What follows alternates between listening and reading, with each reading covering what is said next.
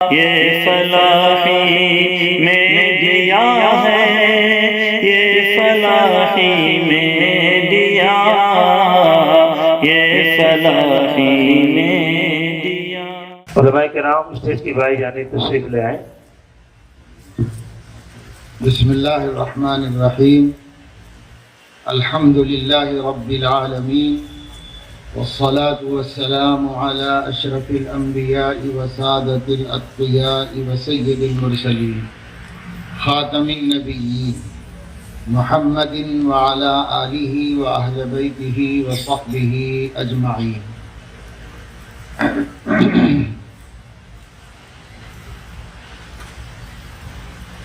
اما بعد، فقد قال اللہ تبارک وتعالی: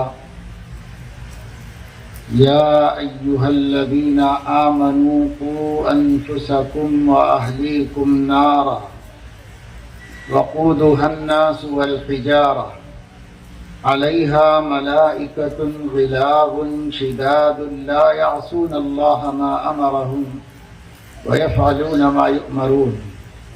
وقال تعالی: والذین آمنوا اشد حبا للہ۔ صدق اللہ العظیم۔ قابل احترام علماء کرام، بزرگان ملت، عزیز دوستوں، نوجوانوں، اس وقت یہ پروگرام فتنوں کے ظہور اور دین و ایمان پر استقامت کے عنوان سے یہاں کے ذمہ دار حضرات نے بلایا ہے، اور آپ لوگوں کو بھی اسی عنوان سے زحمت دی گئی ہے۔ فتنے وہ اردو زبان میں ایک دوسرا مفہوم رکھتے ہیں، عربی زبان میں اس کا مفہوم علیحدہ ہے۔ ہم لوگ اردو میں فتنہ فساد کے معنی میں بولتے ہیں، بلکہ فساد کے ساتھ جوڑ کر ہی بولتے ہیں، فتنہ فساد۔ تو اردو میں جو مفہوم ہے یہ مراد نہیں ہوتا احادیث شریفہ کے اندر۔ فتنہ عربی زبان میں گمبھیر صورتحال کو، اختبار، امتحان اور آزمائش کو کہا جاتا ہے، اور اسی معنی میں قرآن میں بھی استعمال ہوا ہے۔ انما اموالکم و اولادکم فتنۃ، کہ تمہارے مال اور تمہاری اولاد یقیناً بڑی آزمائش ہیں، بڑا امتحان ہے۔ وہ اردو والا فتنہ نہیں، آزمائش اور امتحان کا سبب ہے کہ آدمی اس میں الجھ کر اور اس کے تقاضوں میں پھنس کر زندگی کے مقصد کو فراموش کر دیتا ہے، اور اس کی گاڑی کسی دوسرے راستے پہ چل پڑتی ہے، اور بالآخر تھوڑا ناکام ہوتا ہے یا پورا ناکام ہو جاتا ہے۔ اس وجہ سے یہ آزمائش ہے، یہ امتحان ہے اللہ کی طرف سے بندوں کا۔ احادیث میں جن فتنوں کا ذکر آیا ہے ان سے بھی یہی مراد ہے۔ ایک تو شخصی اور وقتی فتنے ہوتے ہیں، آزمائشیں ہوتی ہیں، اور کچھ آزمائشیں آدمی کے دین سے آگے بڑھ کر اس کے ایمان اور عقیدے تک بھی پہنچ جاتی ہیں۔ حدیث میں آیا ہے کہ حضرت علیہ السلام نے فرمایا، آدمی کا فتنہ یعنی آدمی کی آزمائش اس کے گھر والوں میں، اس کے بچوں میں، اس کے مال میں ہوتی ہے، اور ان آزمائشوں کی جو کوتاہیاں ہیں، ناکامیاں ہیں، اس کی تلافی نماز سے، روزے سے، صدقے سے ہو جاتی ہے۔ یعنی اگر تھوڑی بہت غفلت ہو گئی اور تھوڑی بہت لاپرواہی ہو گئی اللہ کے حقوق میں، بندگی کے تقاضوں میں، زندگی کی آزمائش میں، تو پھر اس کا کفارہ نماز سے کچھ ہو جاتا ہے، کچھ روزے سے ہو جاتا ہے، کچھ صدقے سے ہو جاتا ہے، لیکن یہ آزمائش اس سے آگے بڑھ کر آدمی کے عقیدے، ایمان اور دین تک پہنچ جاتی ہے تو پھر یہ بہت گمبھیر اور خطرناک صورتحال بن جاتی ہے۔ اللہ تعالی مختلف طریقوں سے بندوں کو آزماتے ہیں اور مختلف طریقوں سے ان کو مشکلات میں ڈالتے ہیں، کیونکہ مشکل سے نکل کر ہی بندہ خدا تعالیٰ کے قرب کی منزلیں طے کرتا ہے۔ اس لیے اللہ گزارتے ہیں اس سے وَلَنَبْلُوَنَّكُمْ بِشَيْءٍ مِّنَ الْخَوْفِ وَالْجُوعِ وَنَقْصٍ مِّنَ الْأَمْوَالِ وَالْأَنفُسِ وَالثَّمَرَاتِ وَبَشِّرِ الصَّابِرِينَ۔ اس میں اللہ تعالیٰ نے فرمایا 2-3 طریقے بتائے کہ ہم اس سے آزماتے، اس سے آزماتے، اس سے آزماتے ہیں۔ ایک جگہ اللہ رب العزت نے فرمایا کہ ام حسبتم ان تدخلوا الجنة ولما يأتكم مثل الذين خلوا من قبلكم مستهم البأساء والضراء وزلزلوا حتى يقول الرسول والذين آمنوا معه متى نصر الله ألا إن نصر الله قريب۔ جب یہ زلزال کی، جھنجھوڑ کی اور پکڑ کی صورتحال خوفناک ہو جاتی ہے اور جو دین پر ثابت قدم ہے، جو ایمان سے مضبوطی کے ساتھ جڑا ہوا ہے، وہ بے ساختہ پکار اٹھتا ہے کہ یہ تو قدموں کے لڑکھڑانے اور لغزش کا وقت ہے، اللہ کی نصرت کہاں ہے؟ تب اللہ فرماتے ہیں کہ ابھی ہم پیچھے ہیں اور برابر تمہیں سپورٹ کریں گے، آزما رہے ہیں، آزمائش یہاں تک آ گئی ہے۔ اب الا ان نصر اللہ قریب۔ جو ثابت قدم رہنا چاہتا ہے وہ ضائع نہیں کیا جاتا، جو اپنے دین کے لیے فکر مند ہے وہ محروم نہیں کیا جاتا، جو اپنے ایمان کی سلامتی کے راستے پر ہے اللہ تعالیٰ اس کو محروم نہیں فرماتے۔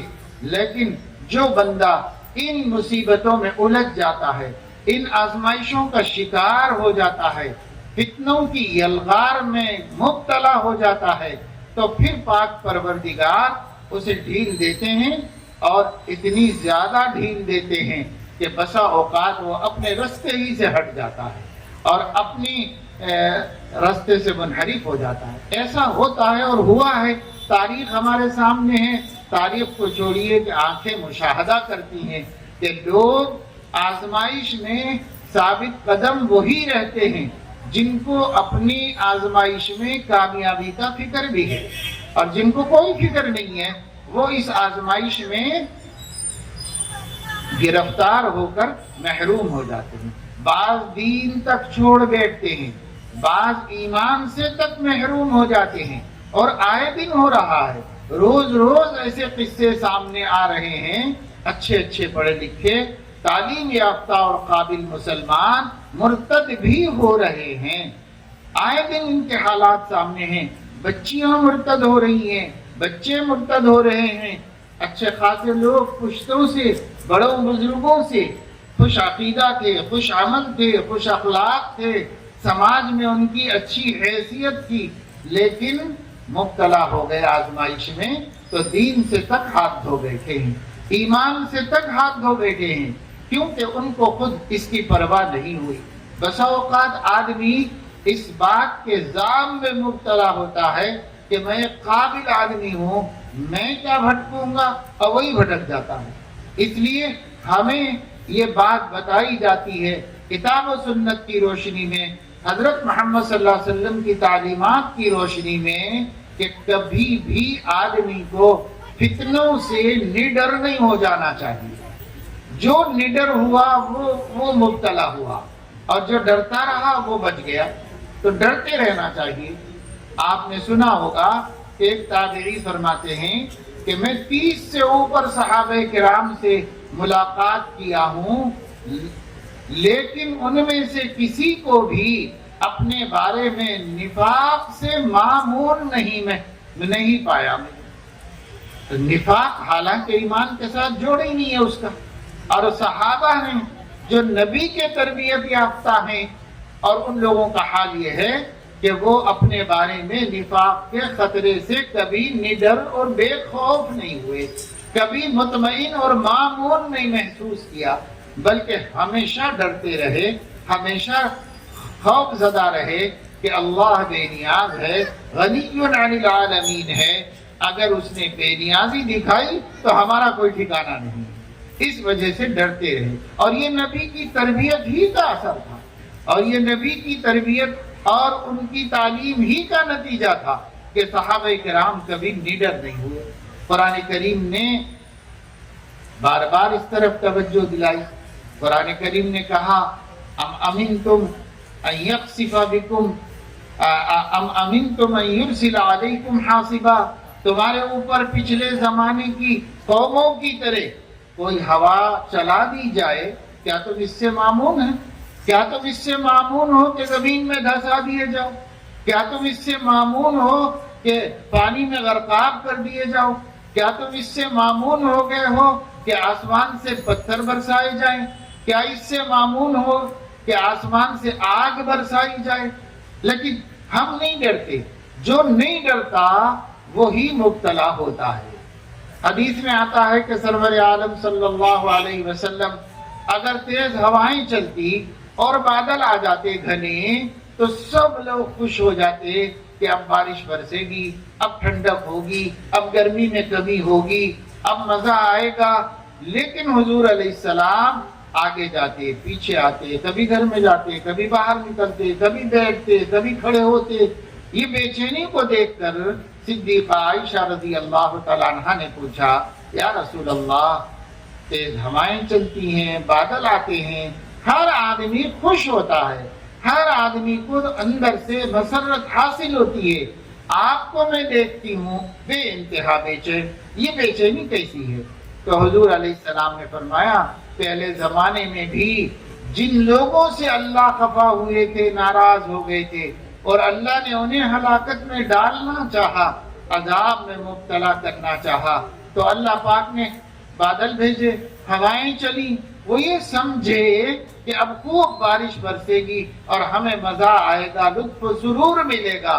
لیکن ان بادلوں نے بجائے باران رحمت برسانے کے، بادلوں کے اندر سے آگ برسائی، پتھر برسائے اور عذاب میں لوگ مبتلا کر دیے گئے۔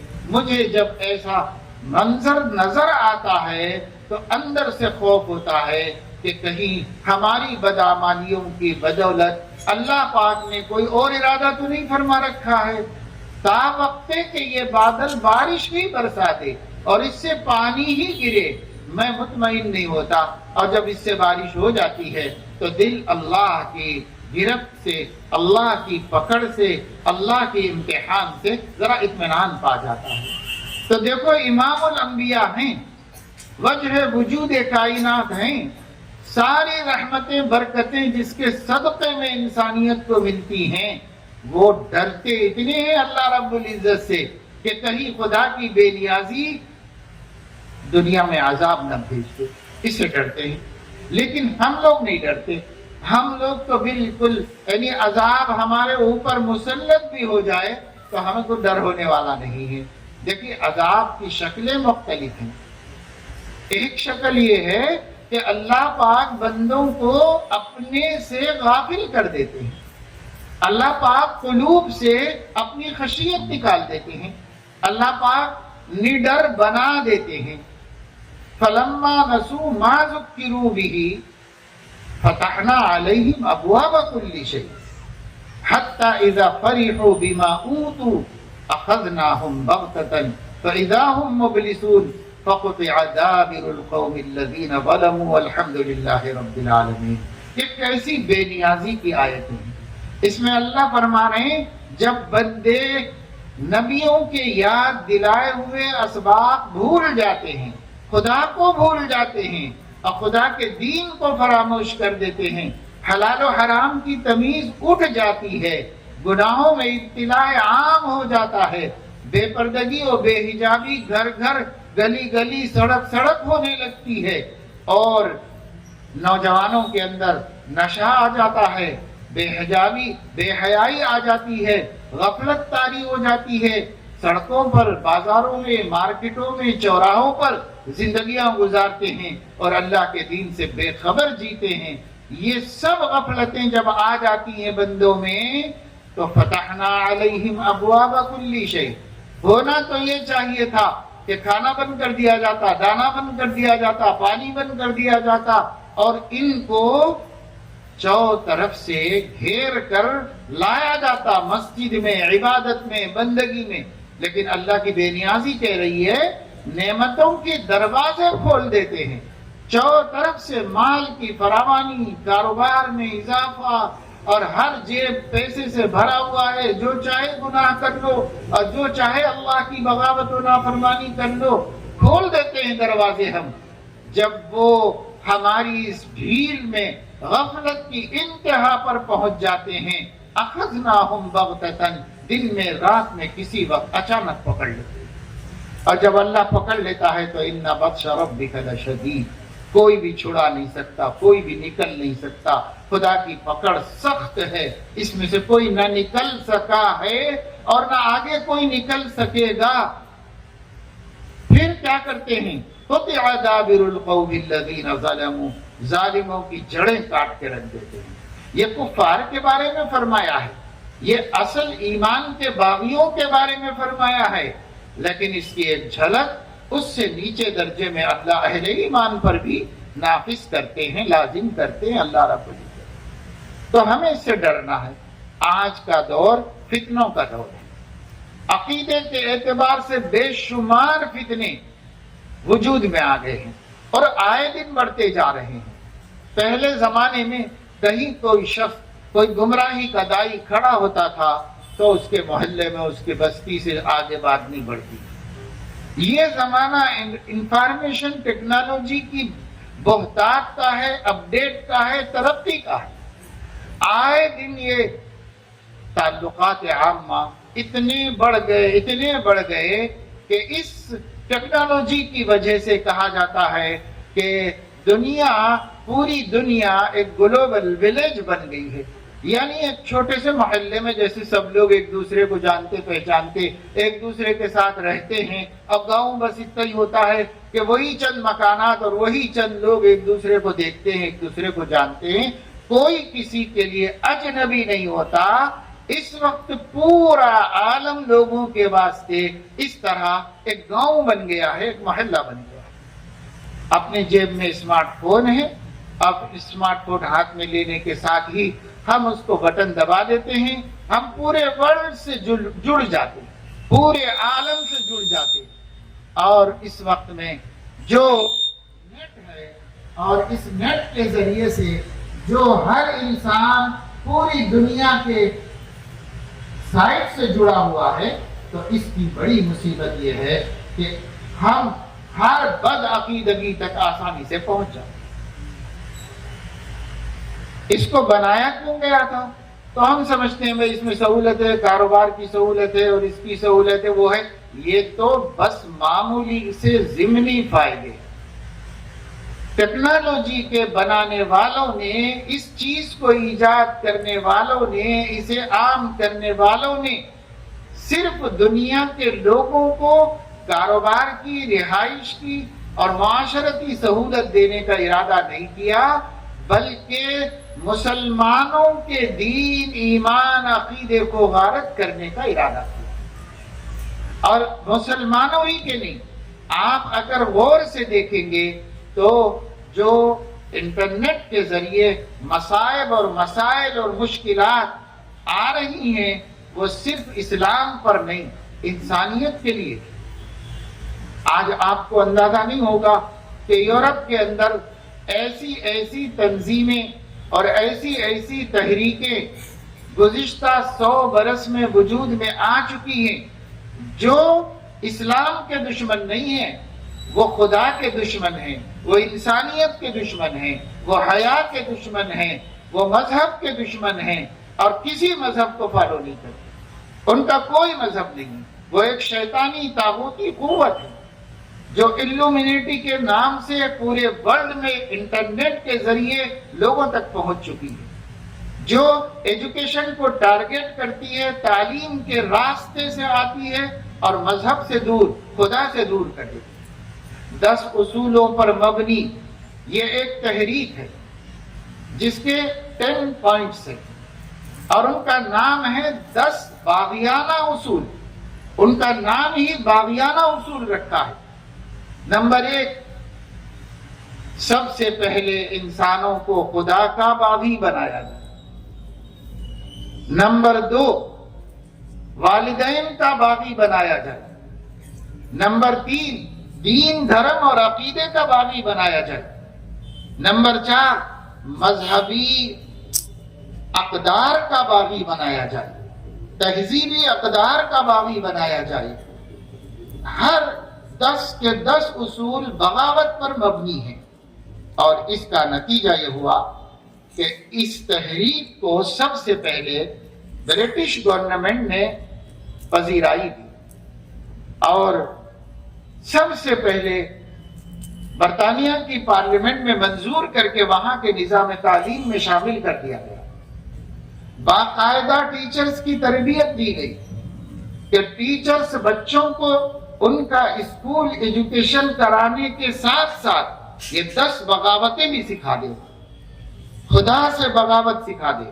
کوئی خدا نہیں ہے، ہم اپنی مرضی کے مالک ہیں، کوئی دین دھرم نہیں ہے، کوئی تہذیبی اقدار نہیں ہے، ہم جانوروں کی طرح رہ سکتے ہیں، جس سے چاہے خواہشات پوری کر سکتے ہیں، یہ نکاح کرنا، یہ فلاں کرنا، یہ فلاں، یہ سب جو دوسرے مذہبوں میں بھی ہے اس کے بھی یہ باغی ہیں، عیسائیت کے بھی باغی ہیں، یہودیت کے بھی باغی ہیں، اور یہ مانتے نہیں کہ کوئی مذہب کسی کے اوپر لاگو ہوتا ہے۔ ہر انسان کو جانور بنانا چاہتے ہیں۔ ان کا خدا، ان کا ٹیمپل جو ہے، اس ٹیمپل میں ابلیس کا ایک تصوراتی خاکہ بنایا گیا ہے اور اسی کی پرستش کرتے ہیں۔ یہ جو آج کل آپ دیکھ رہے ہیں نا، عالم اسلام میں بھی اور ہمارے ہندوستان میں بھی اور خود مسلمانوں کے اندر بھی، کہ وہ قسم قسم کی سر میں کٹنگ کراتے ہیں، ادھر سے بٹاتے ہیں، ادھر سے مڑاتے ہیں، ادھر سے مڑاتے ہیں، اور اوپر طرح طرح کے شکلیں بناتے ہیں۔ آپ کو میں علماء کی موجودگی میں پورے وثوق کے ساتھ بتا رہا ہوں، یہ الومینیشن والے شیطان کے پجاریوں کی علامت ہے۔ یورپ میں ان کی علامت سمجھی جاتی ہے، امریکہ میں ان کی علامت سمجھی جاتی ہے، انگلینڈ میں ان کی علامت سمجھی جاتی ہے۔ بدقسمتی سے یورپ کا ہر تھوکا ہوا چاٹنے کی بری عادت نے مسلمانوں کو بھی اس برائی میں مبتلا کر دیا۔ ہمارے نوجوانوں کی بھی ایک بڑی تعداد یہ ابلیس کے ماننے والوں کی شکل بنا کے پھرتی ہے، طرح طرح کی کٹنگ کراتے ہیں۔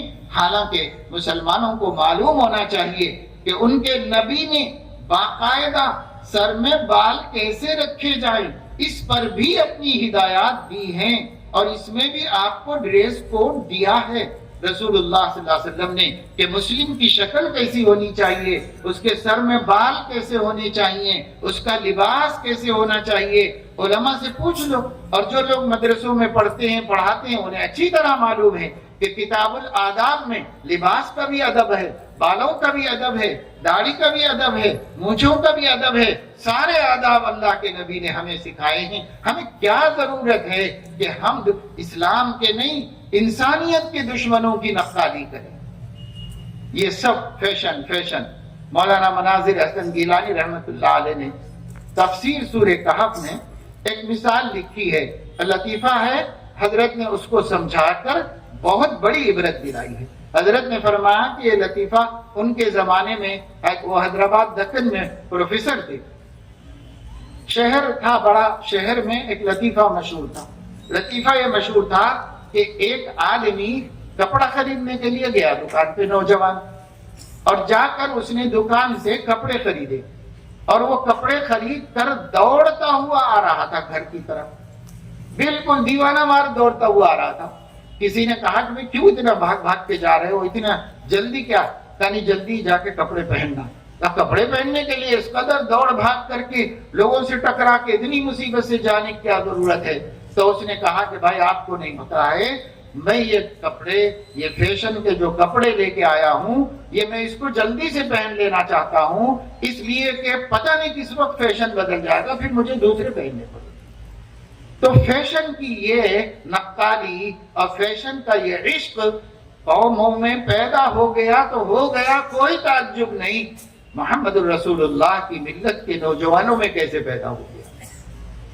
ان کو تو اس کا لیے نہیں پیدا کیا گیا، ان کی زندگی کا تو یہ مقصد نہیں ہے۔ ان کی زندگی کا مقصد اپنے حبیب کے مشن کو ہمیشہ زندہ رکھنا ہے۔ ہمارے نوجوانوں کا مقصد، ہمارے بزرگوں کا مقصد، ہمارے بچوں کا مقصد، ہماری عورتوں کا مقصد صرف اپنے نبی کے دین کی سربلندی۔ ہم اسی لیے جی رہے ہیں، اگر اس لیے نہیں جی رہے ہیں تو ہم سے بری زندگی کوئی نہیں جی رہا۔ ہماری زندگی کا یہی مقصد ہے۔ لیکن جب میں آپ کو بتاتا ہوں کہ جب برطانیہ نے اس چیز کو قبول کیا اور باقاعدہ بچوں کو یہ باتیں سکھائی جانے لگی، بچوں سے کہا جاتا تھا اسکولوں میں، اور اب بھی کہا جاتا تھا ہے کہ آپ کو آپ کے پیرنٹس کنٹرول نہیں کر سکتے۔ وہ باقاعدہ سکھاتی ہے ٹیچر، آپ کی ماں آپ کے من کے خلاف کوئی حکم دے تو آپ بول دیجئے کہ میں نہیں کرنا چاہ رہی ہوں، تو آپ کیوں مجبور کرتے ہیں مجھے؟ یہ بول دو۔ بچیوں کو سکھا رہے، بچوں کو سکھا رہے، نہیں میرا جی نہیں چاہ رہا، آپ مجھے مجبور نہیں کر سکتے۔ یہ جواب دینا بچوں کو، ماں باپ کو یہ جواب دینا سکھایا جاتا ہے۔ کیوں؟ یہ اسی ایلومینیشن کے 10 اصولوں میں سے ایک اصل ہے، اور اس کو باقاعدہ اسکولوں میں سکھایا گیا۔ اس سکھانے کا نتیجہ کیا ہوا؟ میں جب انگلینڈ گیا تو مجھے لوگ بہت سی ایسی مسجدوں میں لے گئے جو باہر سے چرچ ہے اور اندر مسجد ہے پوری، اور اندر جا کر وہاں بیان رکھا اور جمعے کا خطبہ وغیرہ، ایسی کئی مسجدوں میں قیام کے دوران میں 1 مہینے میں کم از کم 15-20 ایسی مسجدیں میں نے دیکھ لی جس میں نماز بھی پڑھنے کا موقع ملا۔ وہ باہر سے چرچ ہیں اور اندر مسجد ہے، پوری مسجد کا نقشہ اندر ہے۔ باہر سے چرچ اس لیے ہے کہ وہاں کے قانون کے مطابق عمارتوں کو باہر سے تبدیل نہیں کیا جا سکتا، اندر بدل لے سکتے ہیں اس کا نقشہ۔ تو اب چرچ بک گیا، مسلمانوں نے خرید لیا، تو باہر سے ویسے ہی ہے اور اندر سے مسجد بنا دیا گیا ہے اس کو۔ تو چرچ بکے کیوں؟ سینکڑوں مسجدیں چرچوں کے اندر بنے ہوئے ہیں، مدرسے ہیں چرچوں کے اندر، دواخانے قائم ہیں چرچوں کے اندر۔ چرچ بکتے کیوں ہیں؟ بکے اس لیے کہ جب یہ بچوں کو مذہب کا باغی بنا دیا گیا، خدا کا باغی بنا دیا گیا، تو چرچوں میں پریئر کرنے کے لیے نئی نسل آتی ہی نہیں۔ پرانے بڈھے آیا کرتے تھے، وہ 1-2 کر کے وہ بھی ختم ہو گئے، اب کوئی نہیں آتا۔ تو نتیجہ یہ ہوا کہ چرچ پہ فار سیل لکھ دیا، اس لیے کہ وہاں کی جو ٹرسٹ ہے وہ یہ سوچتے ہیں کہ بیکار بلڈنگ رکھنے سے کیا فائدہ، اس کو بیچ دیا جائے، کسی اور کام میں پیسہ لگا دیا جائے، تو وہ بیچ دیتے ہیں۔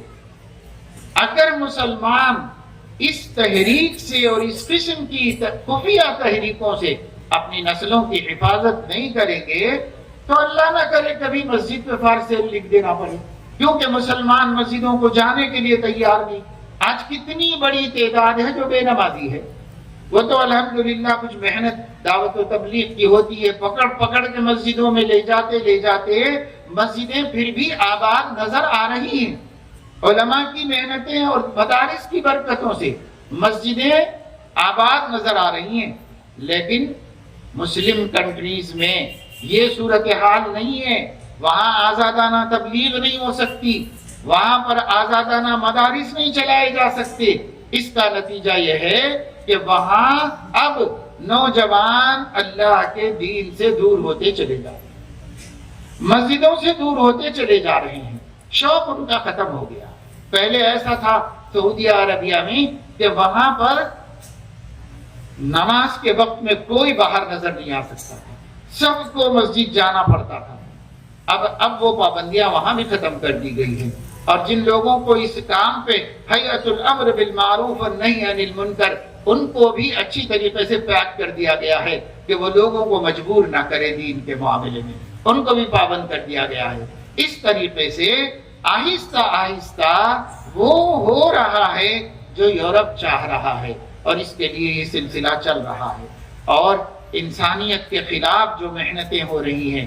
مجھے عرب کے ملکوں سے کئی نوجوانوں نے بتایا کہ باقاعدہ فون آتا ہے، اور اس فون کے آنے کے بعد جب وہ ان سے رابطہ کرتے ہیں کون ہیں تو وہ لوگ دوستی بڑھاتے ہیں، اور دوستی بڑھانے کے بعد یہ پیشکش کرتے ہیں کہ اگر آپ ہماری تحریک میں شامل ہو جانا چاہتے ہیں تو آپ ہماری تحریک میں شامل ہو سکتے ہیں، رجسٹریشن کرا لے سکتے ہیں۔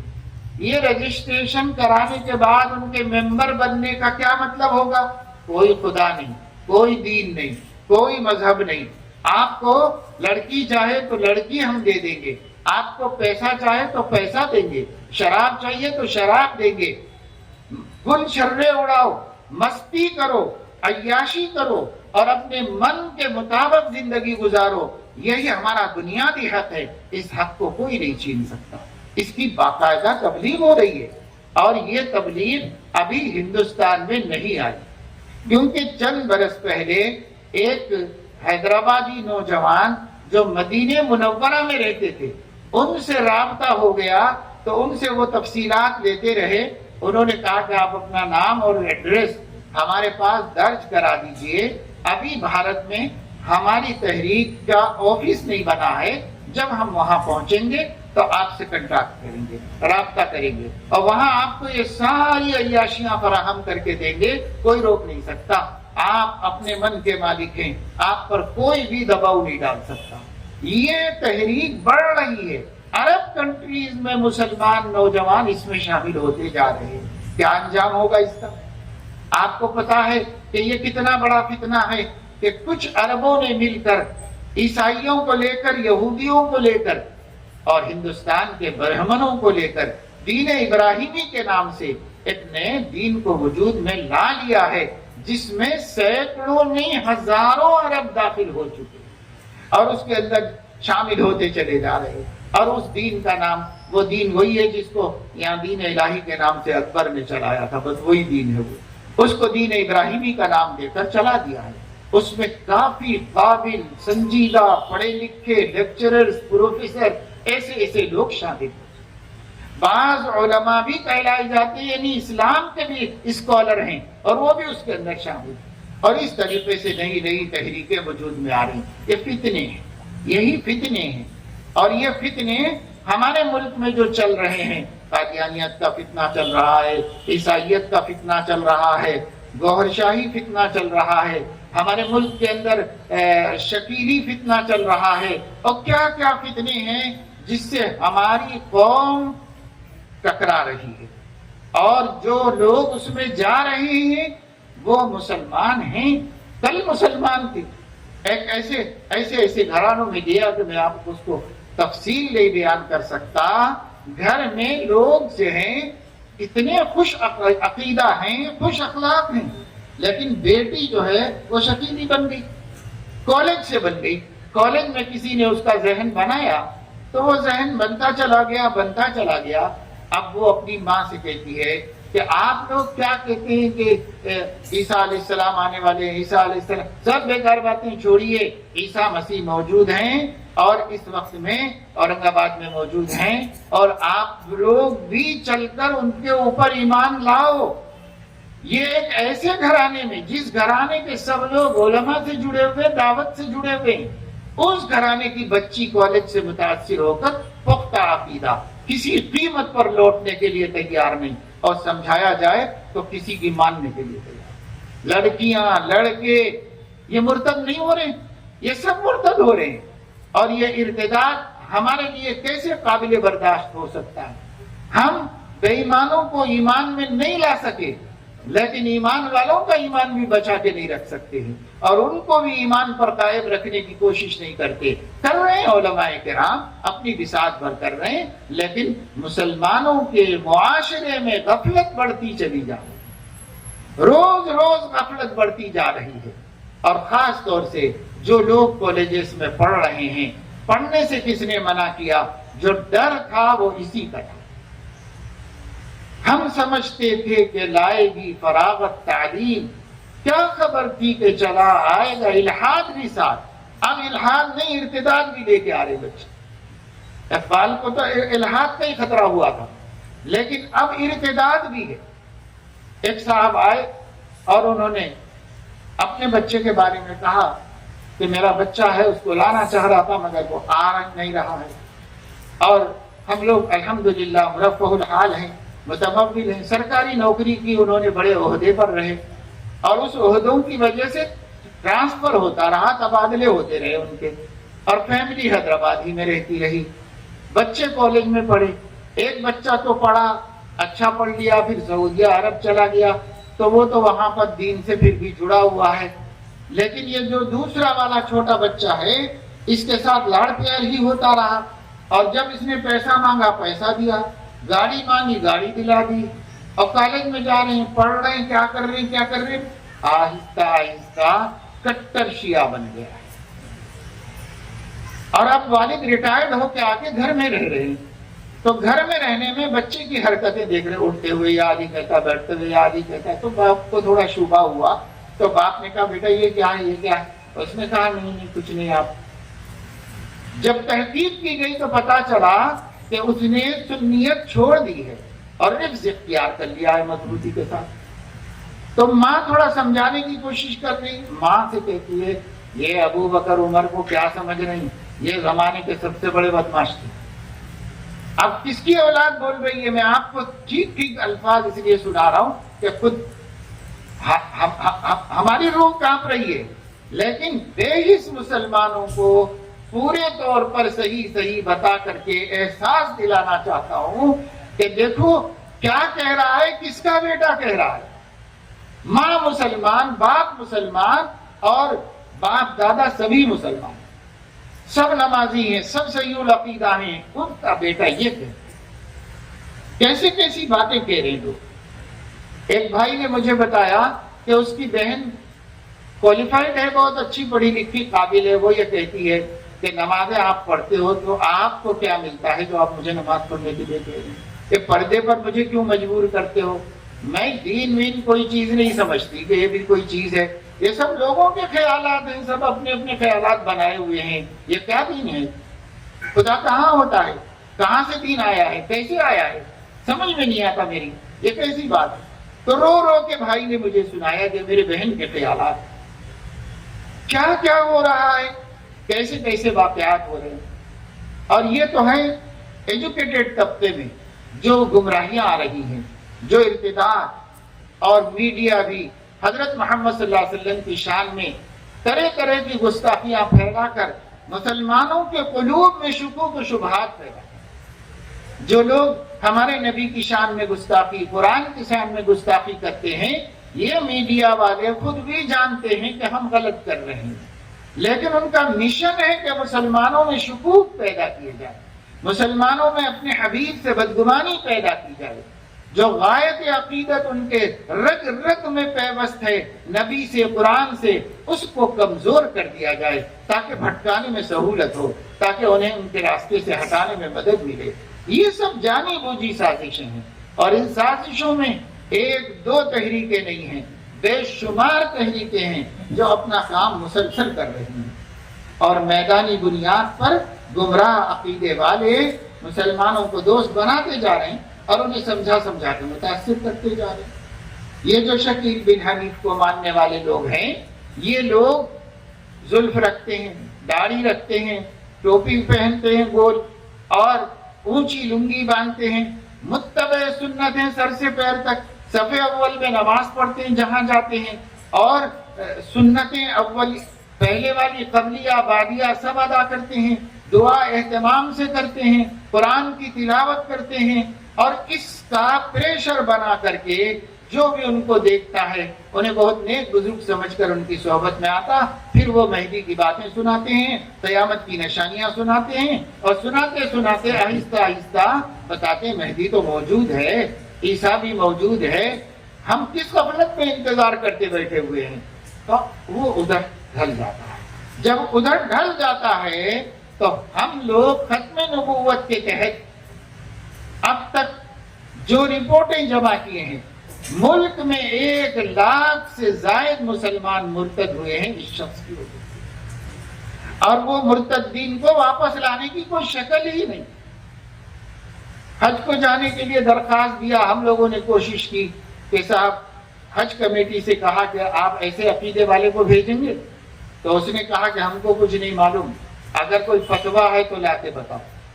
ہم نے استفتاء کرایا ملک کی جامعات سے اور وہ فتویٰ لے جا کر ان کو دیا.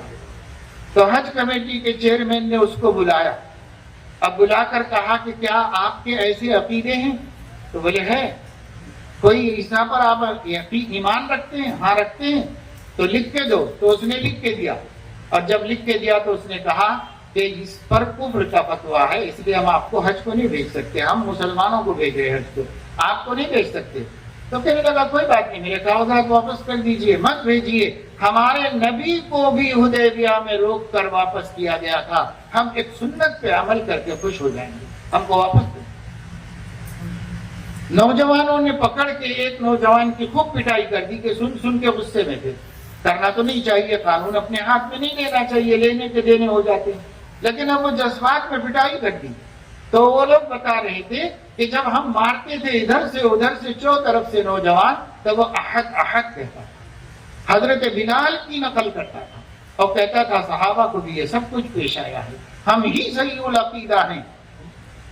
ایک شخص شکیلی بن گیا تو خسر صاحب نے جا کر کہا یہ کیا حرکتیں کر رہا ہے تو کہنے لگا کہ ہم غلط نہیں ہیں, آپ ہی لوگ غلط ہیں. ہم حضرت مسیح تشریف لا چکے ہیں, ہم ان کے ہاتھ کو ایمان لائے ہیں. برف کی سیلوں پر لڑک کر جا کر ایمان لائے تو بھی نبی نے حکم دیا ہے, آپ تو غفلت میں پڑے ہوئے ہیں, ہم تو ایمان لے کر آئے ہیں. تو کہا ہم تو نہیں برداشت, تو تمہاری بیٹی کو لے جانا ہے تو لے جاؤ, تمہاری اولاد کو لے جانا ہے تو لے جاؤ, ہم ان کو چھوڑ دیں گے لیکن ہمارے مسیح کو نہیں چھوڑیں گے. اتنے کٹر پن سخت بن کر مرتد ہو رہے ہیں مسلمان. ہم لوگ کیا کر رہے ہیں؟ ہماری غفلت کا کوئی حد ہی نہیں. ہر شخص یہ سمجھتا ہے کہ میں پیدائشی مسلمان ہوں, یہ ایسا ٹھپا ہے کہ کچھ بھی کرنے سے مسلمان ہی رہوں گا, چاہے کچھ بھی ہو جائے. جیسے یہودی پانی میں ڈبکی دے کے نکالتے تھے اور اس کے بعد کہتے تھے کہ اب اس پر رنگ چڑھ گیا ہے, اب یہ رنگ اتر نہیں سکتا. ہم بھی سمجھ رہے ہیں کہ ہم مسلمان کے گھر میں پیدا ہو گئے تو چاہے کفر کریں, شرک کریں, نفاق کریں, ارتداد کے کام کریں, ایمان کے خلاف حرکتیں کریں, بول اور یہ سب کچھ کر کے بھی اسلام کو کچھ نہیں ہو سکتا. اسلام جوں کا جوں, اسلام کو کچھ نہیں ہو سکتا. ہم یہ سمجھتے ہیں. ایک نوجوان داخلہ لینے کے لیے آئے ایک کالج کے اندر, تو وہ صاحب بڑے نیک آدمی تھے, لیکچرر تھے وہاں پر, مگر اہل اللہ سے تعلق تھا, اچھی دینی معلومات تھی, اور ایک بزرگ سے بیعت بھی تھے وہ. تو وہ انٹرویو لے رہے تھے. تو نوجوان نے کہا, انہوں نے دیکھا کہ نوجوان نے جو کی چین نکال کے ٹیبل پر رکھی اس میں سلیب تھی. تو انہوں نے کچھ تھوڑی سی باتیں پوچھی. ایک سوال یہ پوچھا کہ آپ کے کی چین میں سلیب کیوں ہے, دراز کیوں ہے؟ تو اس نے کہا کہ وہ تو خیر چھوڑیے, آپ کا موضوع نہیں ہے, آپ مجھے میرے سبجیکٹ میں سوال کر سکتے ہیں. تو انہوں نے کہا کہ میرا موضوع ہے اس واسطے کہ میں ایک اقلیتی کالج میں مسلمان کو ایڈمیشن دے رہا ہوں, اس لیے مجھے پوچھنا ہے, یہ بات بھی پوچھنا ہے مجھے آپ سے. تب وہ سٹ پٹایا تو کہنے لگا ایسا کچھ بھی نہیں ہے, بس ایسے ہی شوق سے رکھ لیا. اچھا ٹھیک ہے. اس کا ایڈریس لے کر ان کو فکر ہوئی. ایک پوش ایریے میں کروڑ پتی مسلمان کے گھر کا بچہ تھا. جب یہ ان کے والد سے ملاقات کے لیے گئے گھر پر, تو انہوں نے دروازہ کھولا, بلایا, بٹھایا, اور اس کے بعد انہوں نے کہا کہ دیکھیے بچہ ایسی کام کرا اور ایسا جواب دیا مجھے, آپ کے علم میں آ جائے اس لیے میں ایک درد فکر لے کر آپ کے پاس آیا. تو والد کہتے ہیں کہ نہیں ایسی کوئی بات نہیں, ہم لوگ مسلمان ہی ہیں لیکن ہم لوگوں کو چرچ میں سکون ملتا ہے اس لیے چرچ کو چلے جائیں. اب بتائیے کہ مسلمان کو اللہ کی یاد میں اور مسجد میں نہیں سکون مل رہا ہے, مسلمان کو چرچ میں سکون مل رہا ہے, تو اس کا دھرم ایمان ہی کیا باقی ہے. اس طرح کتنے لوگ مرتد ہو جاتے ہیں, ہمیں پتہ نہیں چلتا. ہم سمجھ رہے ہیں کہ فتنے کیا ہیں, تو فتنے قیامت کے قریب آنے والے ہیں. اب قیامت کتنی قریب ہے وہ بھی ہم کو نہیں معلوم, کتنی دور ہے وہ بھی نہیں معلوم, لیکن اس وقت تو ملت اسلامیہ ارتدادی فتنوں میں اور الحاد کے فتنوں میں مبتلا ہے.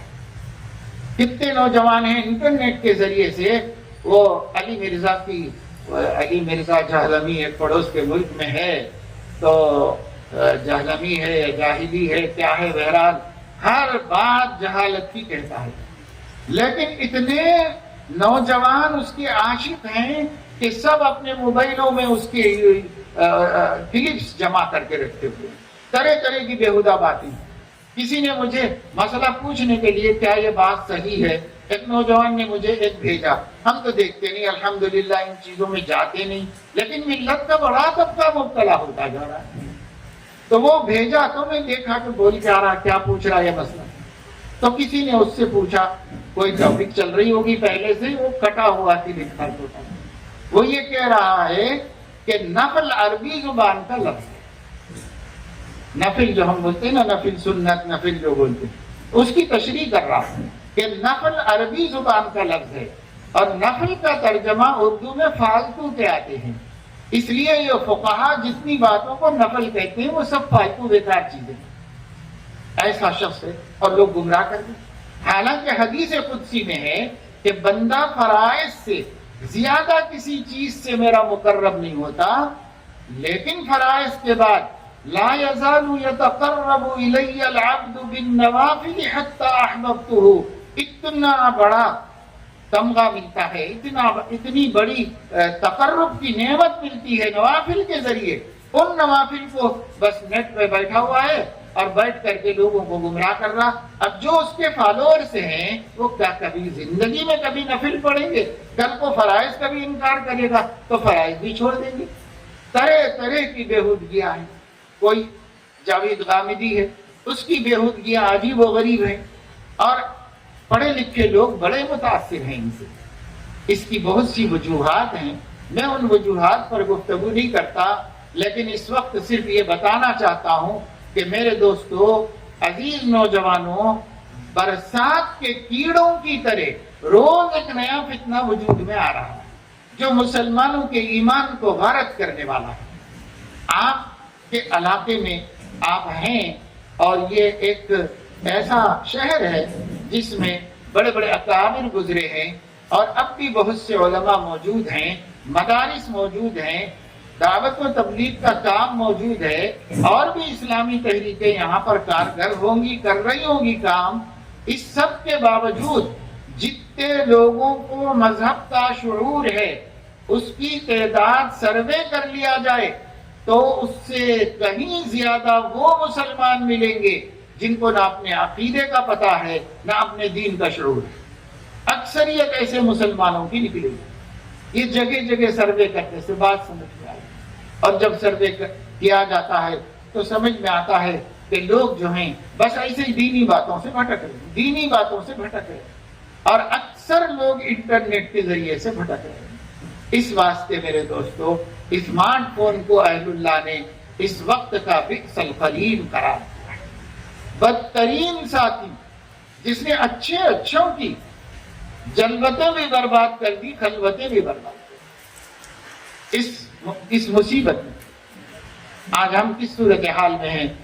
چاہے کچھ بھی ہو جائے، کیا گزر رہی ہے فلسطین کے مسلمانوں پر، کیا گزر رہی ہے ان کی بیٹیوں پر اور ان کے معصوموں کے اوپر، شیر خوار بچوں پر کیا گزر رہی ہے، یہ سب مناظر دیکھنے کے باوجود ہماری راتیں فلمیں دیکھنے میں اور موبائل میں گندی تصویریں دیکھنے میں گزر رہی ہیں۔ کیوں؟ اس واسطے کہ مامون ہو گئے ہیں کہ ہم کو کوئی کچھ نہیں کر سکتا، مامون ہو گئے ہیں اللہ کی پکڑ سے۔ ایسا نہیں ہونا چاہیے، یہ بہت بڑے خطرے کی علامت ہے۔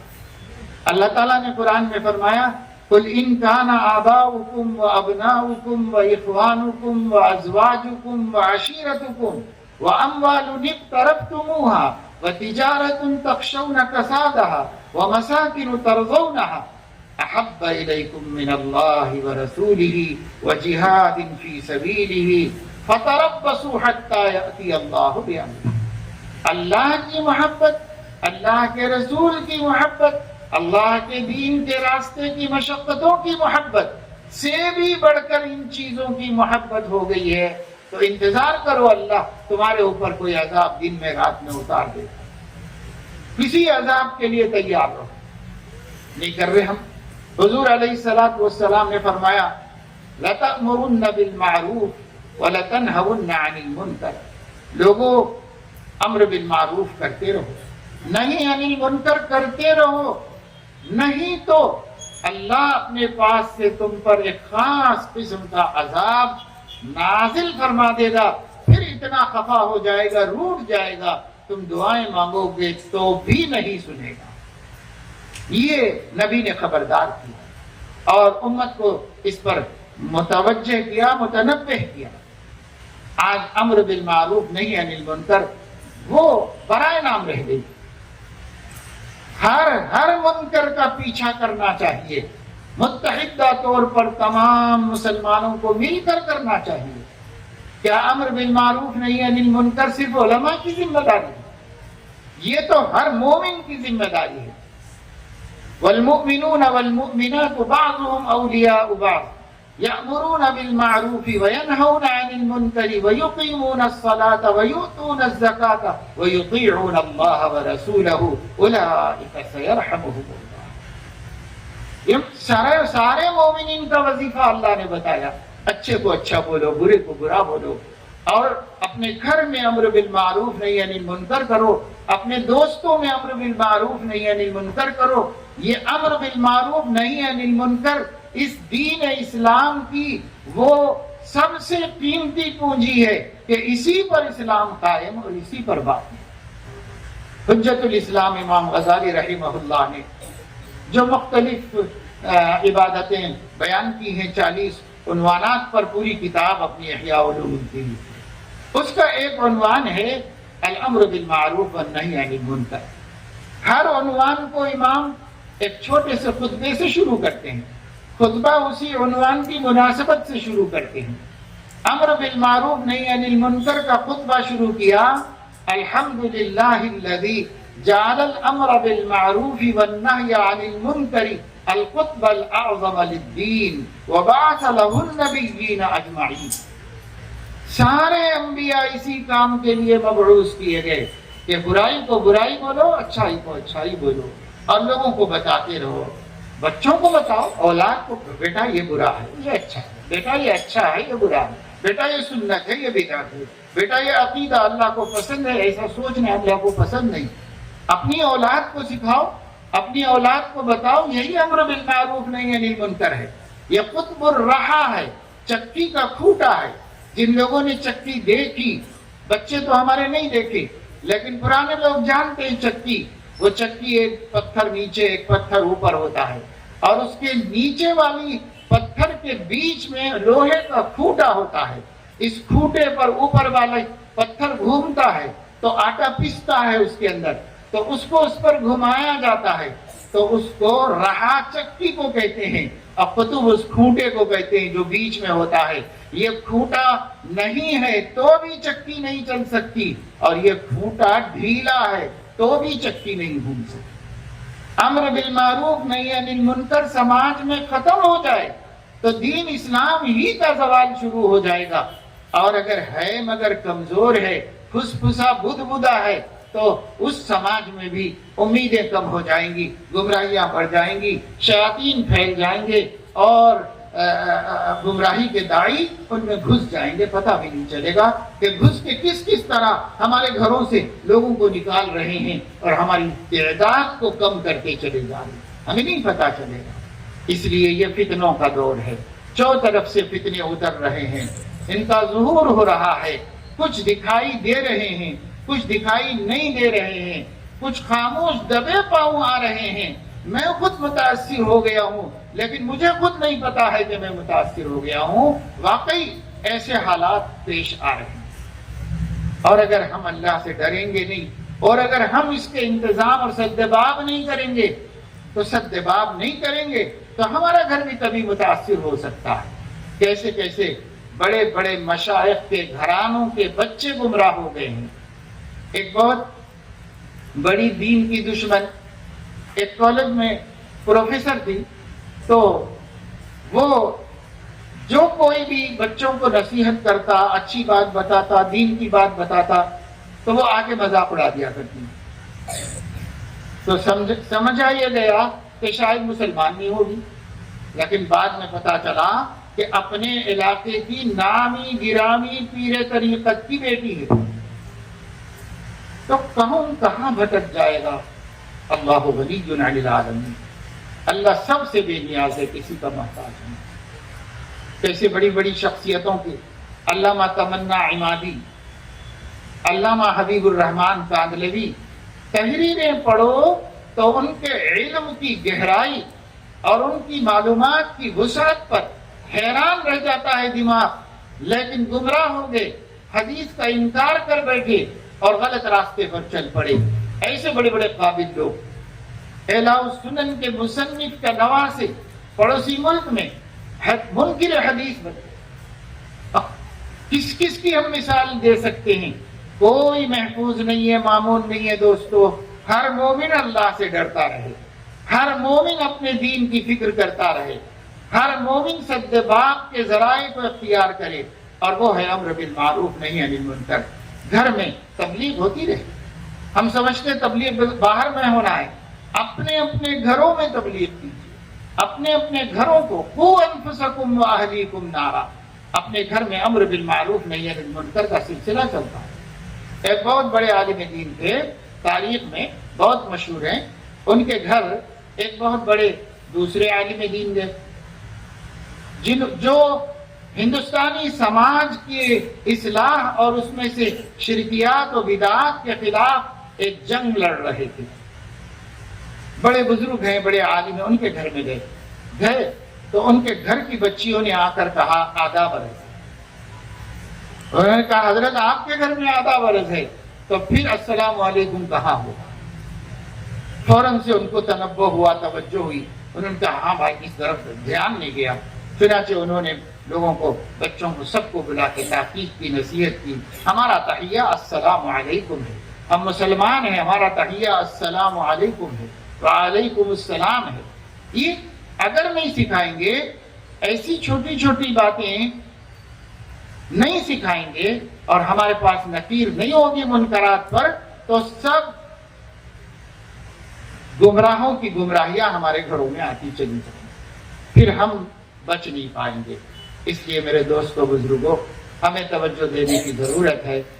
میں 1:30 بجے گھر سے نکلا اور ابھی 1 گھنٹہ پہلے یہاں پر پہنچا، اور بظاہر مشکل ہی تھا، مگر ان علماء کی برکت سے اور آپ لوگوں کے دیر سے بیٹھے رہنے کے مجاہدے کی برکت سے تھوڑی دیر میں نے کچھ باتیں آپ سے کہی ہیں اور بڑی گرانی کے ساتھ کہی ہیں، لیکن جو کچھ بھی میں نے عرض کیا ہے، حاصل اس کا یہ ہے کہ یہ فتنوں کا دور ہے، اللہ ہمیں طرح طرح کے فتنوں میں آزما رہے ہیں۔ اگر ہم اس وقت میں تھوڑی ہمت سے کام لیں، حکمت عملی سے کام لیں، تو انشاءاللہ ایمان کو سلامت نکالنے میں اللہ مددگار ہوگا۔ اور ایسا نہیں ہے کہ ہم اپنا ایمان نہیں بچا سکتے، ایمان تو ہم بچا سکتے۔ ہمارے نبی کی ہدایت ہے اور حکم ہے کہ ان قطعتم او حرقتم، چاہے تمہارے ٹکڑے ٹکڑے کر دیے جائیں، چاہے تمہیں آگ میں ڈال کر جلا دیا جائے، لیکن توحید کے عقیدے سے نہ پھرنا، رسالت اور آخرت کا عقیدہ نہ چھوڑنا، مومن رہنا، ایمان پر مر جانا، مگر عقیدے کا سودا نہ کرنا، یہ سکھایا تھا۔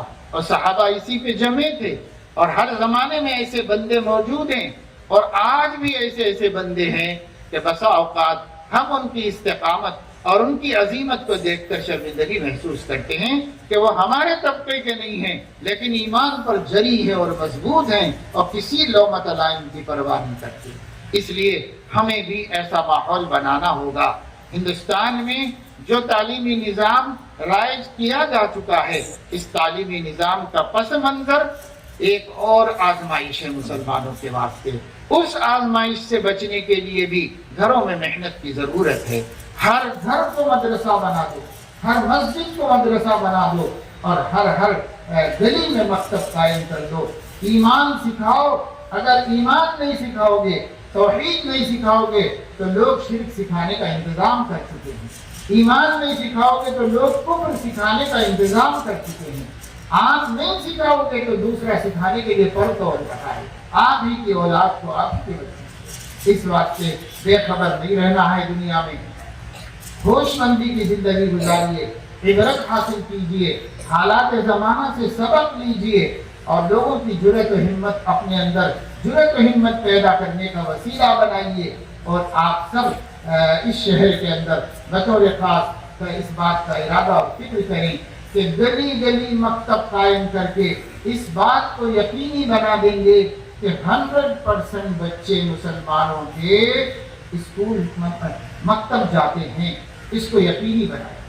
ورنہ جو نظام تعلیم آیا ہے ملک میں، اس کے شروع ہی میں کہہ دیا گیا ہے کہ اب تک چھوٹے بچوں کی فکر نہیں کی گئی ہے، اور ہم نے اس بیڑے کو اٹھایا ہے کہ 3 برس کی عمر سے بچوں کو اسکول میں لائیں گے اور وہاں سے ان کی فکری اور ذہنی اور علمی تربیت کا کام شروع کریں گے۔ یہ 3 برس کے بچوں کو لینے کا ارادہ کر کے ایک نظام بنایا گیا ہے۔ آپ نہیں کریں گے ان بچوں کی فکر تو کیسے ہوگا؟ اسی میں یہ بھی لکھا ہوا ہے کہ ماہرین نفسیات اطفال یہ کہتے ہیں کہ 6 برس تک ہی بچے کا ذہن بنتا ہے، 6 برس کے بعد نہیں بنتا۔ مجھے بڑا تعجب ہوا، امام غزالی نے صدیوں پہلے کہا ہے کہ بچوں کو 6 برس کے اندر اندر سکھا دو جو کچھ سکھانا ہے، لیکن اب سائنس کی تحقیق کے حوالے سے نیو ایجوکیشن پالیسی میں یہ لکھا گیا ہے کہ سائنس تحقیق کر رہی ہے کہ 6 برس تک بچوں کے مزاج بن جاتے ہیں، پھر بدلے نہیں جا سکتے۔ اس لیے ہندوستان کی حکومت 3 سال کی عمر سے ہی بچوں کو اپنے اسکول میں لا کر ان کی فکری، علمی، تہذیبی، ثقافتی تربیت شروع کرنا چاہتی ہے۔ اس کے لیے فریم ورک تیار کیا جا رہا ہے اور اس کا نظام بنا کر لا لیا گیا ہے، اور بعض ریاستوں میں شروع ہو چکا ہے، بعض ریاستوں میں آگے پیچھے شروع ہو جائے گا۔ بہرحال یہ بڑی فکریں ہیں، جب وہ آزمائشیں ہی کم نہیں ہیں ارتداد کی، الحاد کی، تو یہ ایک اور آزمائش ہمارے سر پر ہے۔ اس لیے بھائی فتنوں کے اس دور میں اپنے آپ کو فتنوں سے بچانے کا ارادہ فرمائیے، اور اس کا طریقہ علماء سے جڑ کے رہنا ہے اور ان کی رہنمائی میں اپنے دین کو آگے بڑھانا ہے۔ جب دین آگے بڑھے گا تو نیچے نہیں گرے گا، اگر بڑھنا رک جائے گا تو نیچے گرنا شروع ہو جائے گا۔ اس وجہ سے دین میں آگے بڑھنا، آگے بڑھنا، آگے بڑھتے چلے جانا ہے۔ مومن کے 2 دن یکساں نہیں ہوتے، ہم اپنے ایمان، یقین، عمل، اعمال کے اعتبار سے اپنے کو آگے بڑھاتے چلے جائیں۔ اللہ پاک اپنے فضل و کرم سے ہم سب کو توفیق عمل نصیب فرمائے، اور ہماری جڑنے کو، مل بیٹھنے کو، کہنے سننے کو ہماری ہدایت میں اضافے کا سبب بنائے، ہماری فکروں میں اضافے کا سبب بنائے۔ آمین وآخر دعوانا الحمدللہ رب العالمین۔